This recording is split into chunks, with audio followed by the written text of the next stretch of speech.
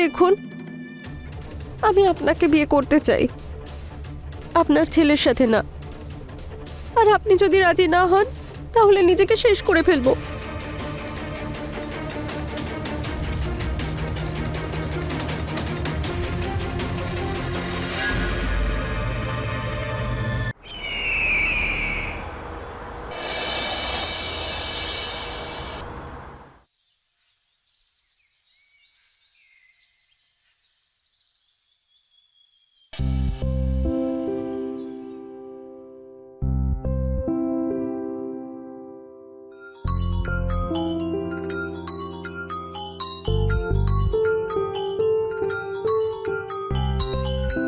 আমার ছেলে অমর, ওই শুধু আমার কথা ভাবে। হ্যাঁ অমর বাবা। নমস্কার বাবা। ভালো থাক, সুখে থাক। বাবা কেমন আছো তুমি? আমি ঠিক আছি বাবা। বাবা তোমাকে কতবার বলেছি, কতবার, যে তুমি এখানে আমাদের সাথে এসে থাকো, কিন্তু দেখছি তুমি তো কোনো কথাই শোনো না। বাবা আমার ইচ্ছে হয় তোর কাছে গিয়ে থাকি, কিন্তু কি করব, এই যে আমার পুরনো বাড়িটা আছে না, এর সঙ্গে আমার অনেক পুরনো স্মৃতি জড়িয়ে রয়েছে। আরে সারাটা জীবন এখানেই তো কেটে গেল। তুই জানিস, তুই এই বাড়িতেই জন্মেছিলি। আমার সব সময় ছোট অমরের কথা মনে পড়ে, এইখান দিয়ে দৌড়চ্ছে, এখানে খেলছে। তখনই আমার মনটা ভালো হয়ে যায়। ঠিক আছে বাবা, যতদিন তোমার ইচ্ছা তুমি ওখানেই থাকবে, কিন্তু যেই দিন তোমার এমনটা মনে হবে যে তোমার এখান থেকে যাওয়া উচিত, তুমি তখনই আমাকে ফোন করবে। হ্যাঁ হ্যাঁ হ্যাঁ, নিশ্চয়ই বলবো। ঠিক আছে বাবা, এখন আমি রাখছি। নমস্কার। ভালো থাক বাবা, অল দ্য বেস্ট। আমার ছেলে আমাকে নিয়ে খুব চিন্তা করে। আরে আঙ্কেল, নমস্কার। আরে কাঞ্চন মা, ইউনিভার্সিটি ঠিকঠাক চলছে তো? হ্যাঁ হ্যাঁ, সব ঠিক আছে। আজ তোমার আসতে একটু দেরি হলো। ওই আঙ্কেল, আজকাল এক্সট্রা ক্লাস চলছে ভীষণ, সেই জন্যই। আচ্ছা আচ্ছা, মেয়ের তোমার জন্য রান্না বান্না করে রেখে গেছে, খেয়ে নাও। হ্যাঁ হ্যাঁ। কি ব্যাপার, কিছু বলতে চাও? আঙ্কেল, ওই অ্যাকচুয়ালি আমার এক বান্ধবী আছে, ও কিছুদিন থাকার জন্য জায়গা খুঁজছে। যদি আপনি বলেন ওকে এখানে নিয়ে আসি, আমি রেন্টও দিয়ে দেব, কোনো প্রবলেম হবে না। দেখো কাঞ্চন, আমার এত বড় বাড়ি আর এখানে আমি একাই থাকি, টাকার কোনো প্রয়োজন নেই আমার। আরে আমি তো পেন গেস্ট এই জন্যই রাখি যাতে আমাকে এখানে একা না থাকতে হয়। তবে তুমি তোমার বন্ধুকে ভালো মতো চেনো তো? হ্যাঁ আঙ্কেল, আমার অনেক পুরনো বান্ধবী, কোনো প্রবলেম হবে না, আই প্রমিস। তাহলে তুমি ওকে এখানে ডেকে নাও। Thank you so much. আরে আমার সোনা। Thank you.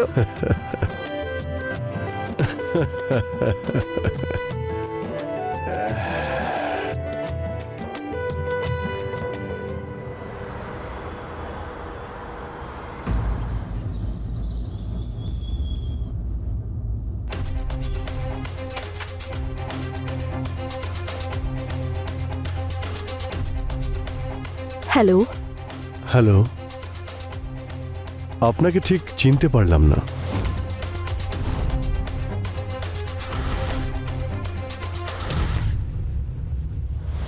আরে আঙ্কেল, ও রীতা, আমি আপনাকে বলেছিলাম না, আমার বান্ধবী।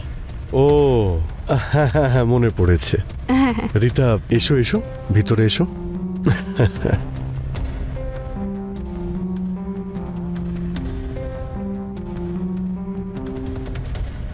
কাঞ্চন, হ্যাঁ রীতাকে ওর ঘরটা দেখতে দাও। এখানে যখন ও থাকবে ওর তো পছন্দ হওয়া উচিত।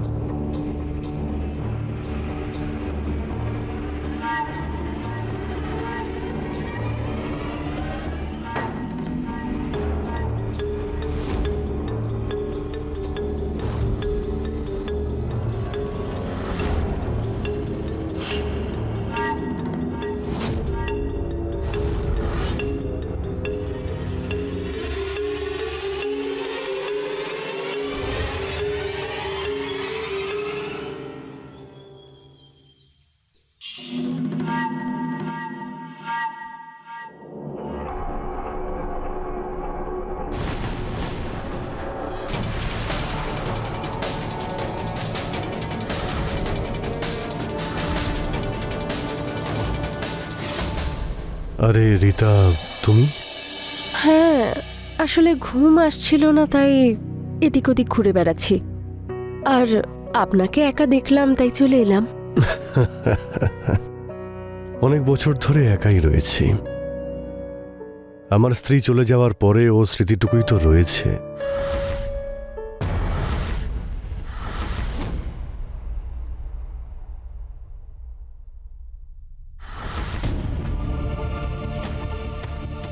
দিন, আমি বানিয়ে দিচ্ছি।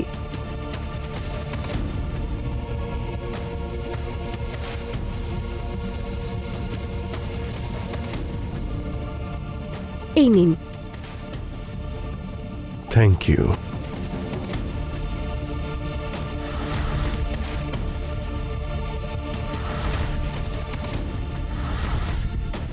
কি হয়েছে রীতা?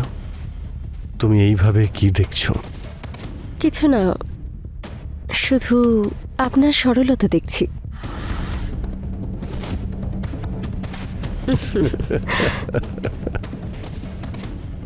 অদ্ভুত ব্যাপার। মদ্যপ অবস্থায় একজন লোককে দেখে তোমার সরল মনে হচ্ছে। জানি না অন্য কোনো মেয়ে হলে কি ভাবতো। আমার নাম রীতা। অন্য কারোর কথা আমি জানি না, কিন্তু পুরুষ মানুষের চরিত্র ভালো করেই বুঝতে পারি। হুম?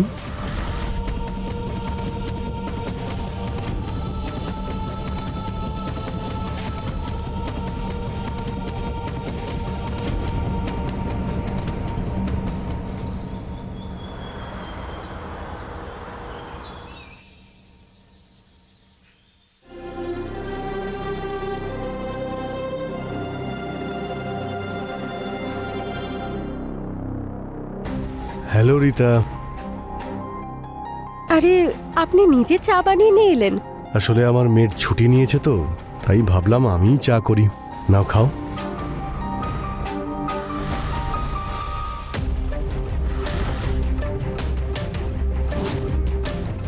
আরে বাহ, চা তো আপনি ভালোই বানান। Thank you. আচ্ছা, ব্রেকফাস্টে কি খাবে? আপনি রান্না করতেও জানেন? হ্যাঁ হ্যাঁ, আমি সব কিছু রান্না করতে পারি। তুমি একবার বলো না। তাহলে তো আপনার সাথে বেশ ভালোই বনবে। সেটা কিভাবে? আপনি বানাতে ভালোবাসেন আর আমি খেতে।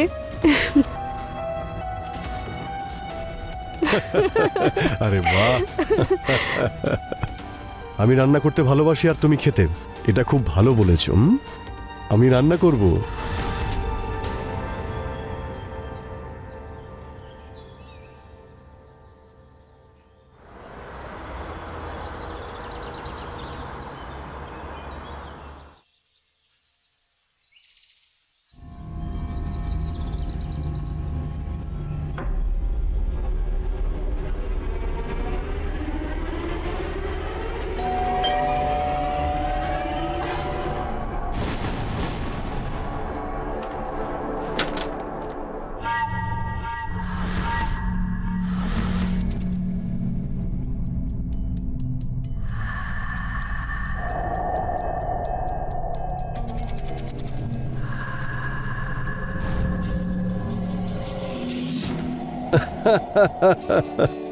বাবা অমর। বাবা কেমন আছো বাবা? Good to see you.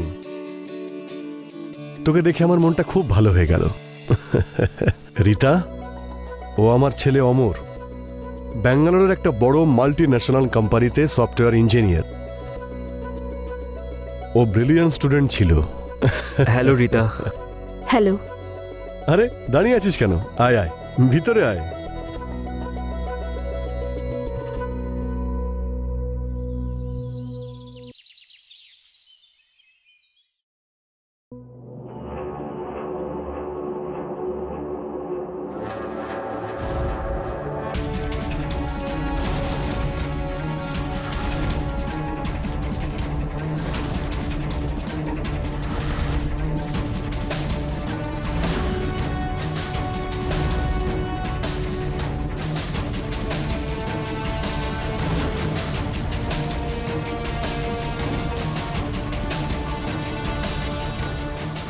এটা কিরকম অসভ্যতামি? আসলে আমি অসভ্যতামি না, আপনার সাথে প্র্যাঙ্ক করছিলাম। এটা কি কোনো প্র্যাঙ্ক করার পদ্ধতি? যদি এরপরে আর কোনোদিন এরকম মজা করো তাহলে দেখে নিও।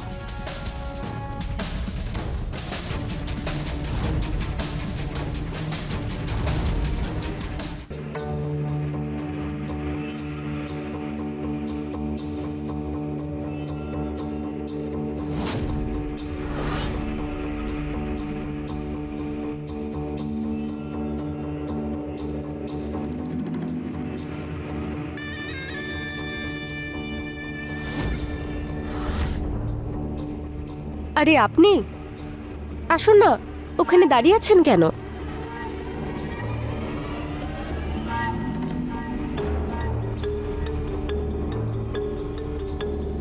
বসুন।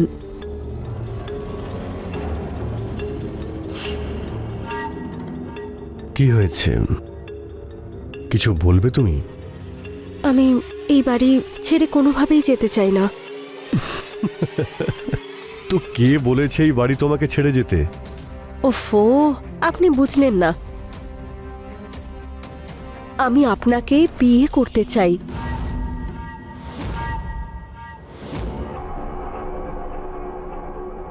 আর ইউ ম্যাড? মাথা খারাপ হয়ে গেছে? তোমার মাথা ঠিক আছে?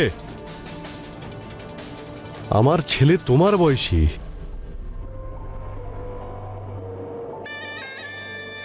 দেখুন, আমি আপনাকে বিয়ে করতে চাই, আপনার ছেলের সাথে না। আর আপনি যদি রাজি না হন তাহলে নিজেকে শেষ করে ফেলবো।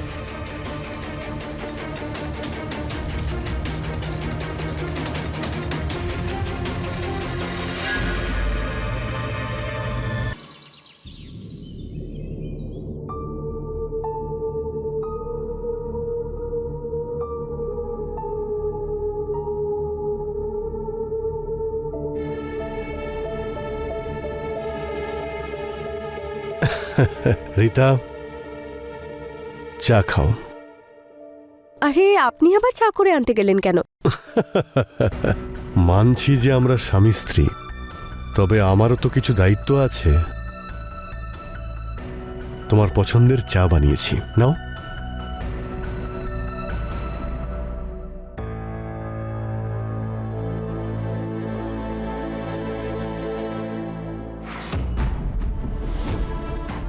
কি হয়েছে, চা পছন্দ হয়নি?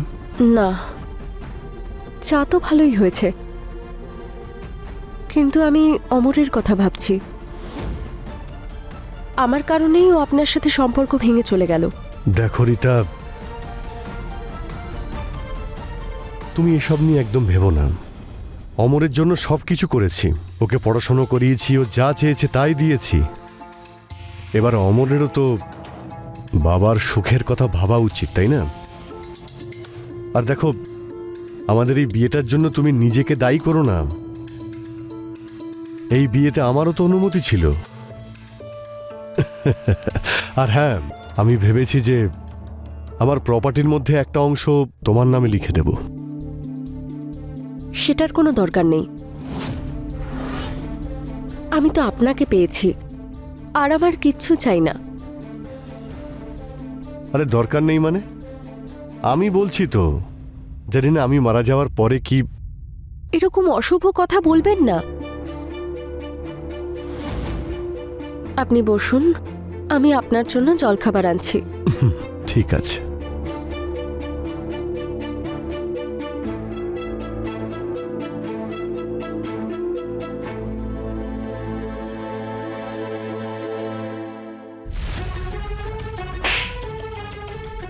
যখন ওই বুড়োটা নিজেই সবকিছু দিচ্ছে তখন না করার কি দরকার? এখন উনি হলেন আমার স্বামী, আর আমি ওনাকে ঠকাতে পারবো না। Husband, husband, wow. তুই নিজের জায়গাটা ভুলে গেছিস, তার সাথে এটাও ভুলে গেছিস যে আমি তোকে কেন এখানে এনেছিলাম। আর হাজবেন্ড, হ্যাঁ, ওয়াও। এটা তুই নিজেও খুব ভালো করে জানিস যে এই পুরো সম্পর্কটা তোর এই হাজবেন্ড ওয়াইফের সম্পর্ক মিথ্যের উপর দাঁড়িয়ে। হতে পারে আমাদের সম্পর্কের শুরুটা মিথ্যে দিয়ে হয়েছে, কিন্তু এখন উনি আমার স্বামী। বেরিয়ে যাও এই বাড়ি থেকে।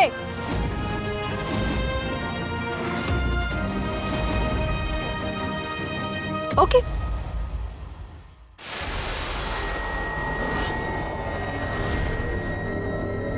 ইউ